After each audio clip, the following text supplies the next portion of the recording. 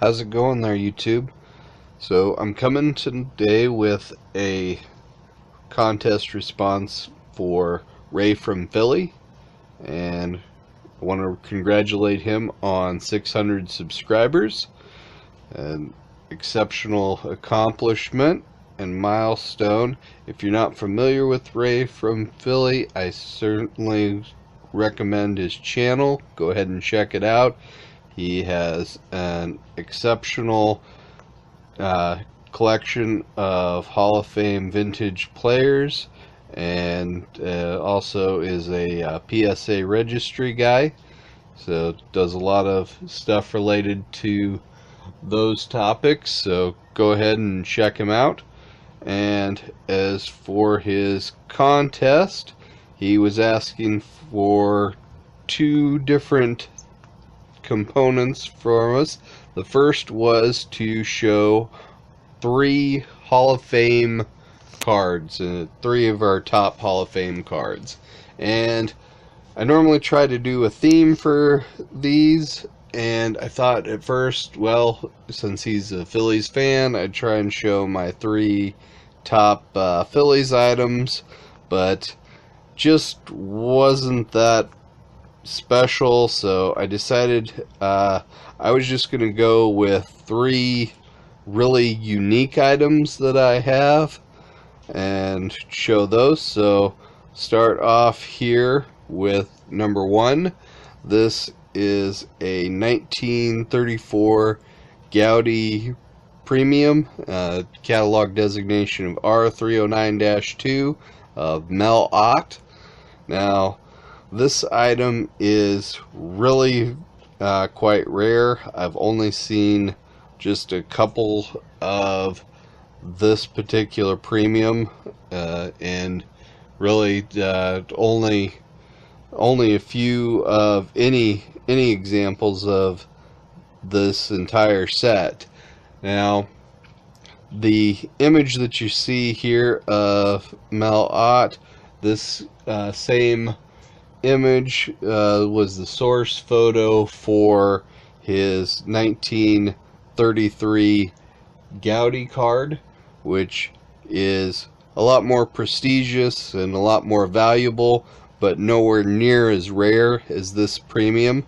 And as you can see, the premium itself is pretty rough shape. It's been had the border trimmed off, and one of the corners has been torn completely off, and this was put into somebody's scrapbook at one point, so it's got some damage in that to the back, but it's still just a fantastic image of Mel Ott, and really this is probably one of my favorite pieces that I've ever acquired. And here in the number 2 item is kind of a similar theme.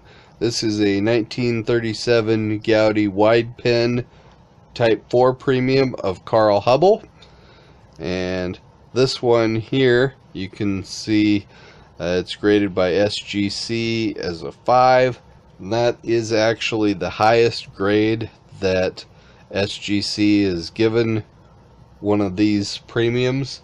And you know, PSA is only graded just a handful of these as well, and they don't have any graded higher than a 5 either, so this is probably one of the best examples of this premium that can be found. And I actually purchased this premium ungraded off of eBay and sent it in for grading on my own. So it as far as the my cost on this item was quite low. And once again, the image that you're seeing here, this is the source photo that was used for Carl's 1933 and a 1934 Gaudi card. This same pose in the photo was used for those cards as well. And you know, while those cards are certainly more prestigious and more valuable, They're not anywhere near as rare as this particular premium is. So something that I really find quite unique. And then this last card that I'm going to show you here, this one is potentially a one-of-a-kind item, and this is a Carl Yastrzemski card. Now, it's PSA graded, and PSA has it listed in this holder as a 1971 Boston Red Sox team issue card. Now, I found this item in an auction, and it wasn't really getting any bids, and I thought it was a cool looking unique item, so I decided I'd pick it up. And once I got it, you know, the auction description had it listed as rare, but that term gets thrown around a lot, and sometimes things that get called rare really aren't all that rare. So I went and I went to find a guy that I knew that was a big Carl Yastrzemski collector and does the PSA Master set for Yastrzemski, and I asked him about the card, you know, just not knowing that it wasn't what's listed, and asked him, well, just how rare is this card? And he initially said that, well, that has to be pretty rare. The 71 team issues there aren't very many of them graded. But then he said actually that he didn't think that the label was right on this card, because he said the 1971 team issue, that set was actually a black and white set, and since this is a color card, he didn't think it was correct, and so he tried to do some more checking to find out what this card actually was, and he couldn't find any listing of what this card is. And I've done some other searching as well, and neither one of us can find that there's another card like this to match it up to anything else. So I'm not exactly sure what this card really is, whether it was really from 1971, whether it was actually a team issued card, or if it was a regional item or something like that. I haven't been able to determine exactly what it is, and I've never seen another one like it. So if anybody has, please let me know. I'd sure love to find another example of this and maybe pin down exactly what it is. So those are my 3 Hall of Fame items, and the second part was we were to make a case for 3 men that are not in the Hall of Fame that we think should be. Now, in my first take for this video here, I had kind of a really profane rant about Barry Bonds and Roger Clemens, and well, I just decided I was gonna leave that argument be, and I know there's plenty of other people making that case, so I decided to go with a couple of different people and that I feel like have been left out. And so I'm going to start here with Roger Maris. Now, I know there's some others that are probably arguing for Roger as well, and if you look at his career just based on career numbers alone, he doesn't make the cut. But frankly, I think at times there needs to be more than just overall career that's taken into effect. And in some cases in the Hall of Fame, it has been. you can make a pretty good case that Jack Chesbro is only in the Hall of Fame based on the strength of one extraordinary season. And so, if he is able to be in the Hall of Fame based on that, I think it's appropriate that Roger Maris was also inducted in the Hall of Fame, because the 1961 season was simply that extraordinary in itself that it merits induction.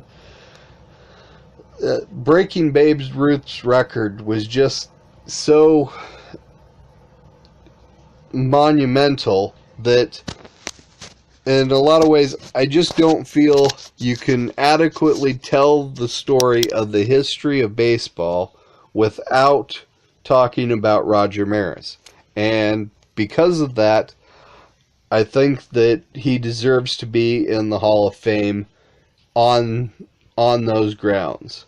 Now, another player here, my second player that I'm going to talk about, I've got a similar argument for, and that is with Curt Flood.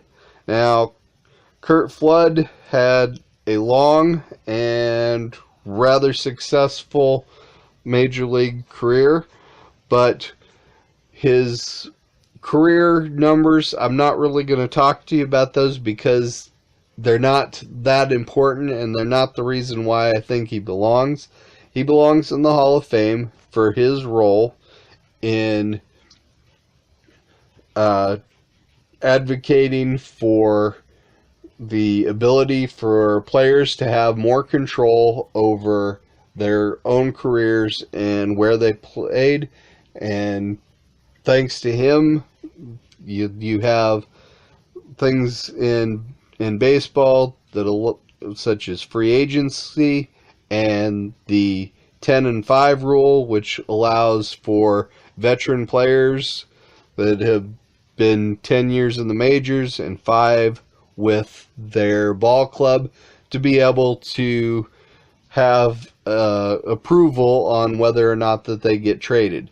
Now, these things have had a tremendous impact on the game, and even though Curt lost his original lawsuit, that as he tried to fight for these things, their enactment is a direct result of what he did. And once again, he's another player that if you're talking about the history of baseball and talking about his era, you can't tell the story without spending a significant amount of time talking about him and what happened with him. And so for those reasons, I think he needs to be a part of the Hall of Fame, regardless of career numbers or accomplishments. And my last one is Buck O'Neil.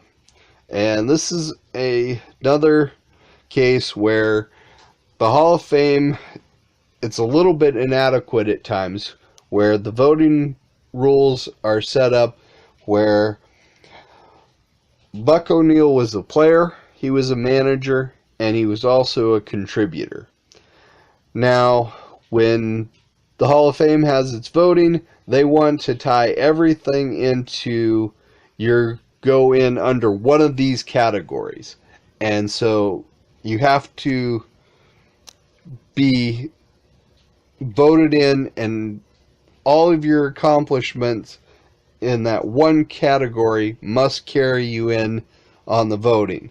They don't want to consider anything that you might have done as if they're voting on you as a player, they don't want to consider anything you did as a manager or a contributor. If they're voting on you as a contributor, they don't want to consider anything you did as a player or a manager. And it's just wrong to do it that way. There should be some allowances for the entirety of what you've done. And Buck O'Neil literally gave his entire life to the game of baseball. From a player in the Negro Leagues to as a manager, breaking new ground as an African American manager in the sport, and then all of his work as an ambassador for baseball and for helping to make sure that the history of the Negro Leagues was fully recognized and appreciated to the degree that it is today.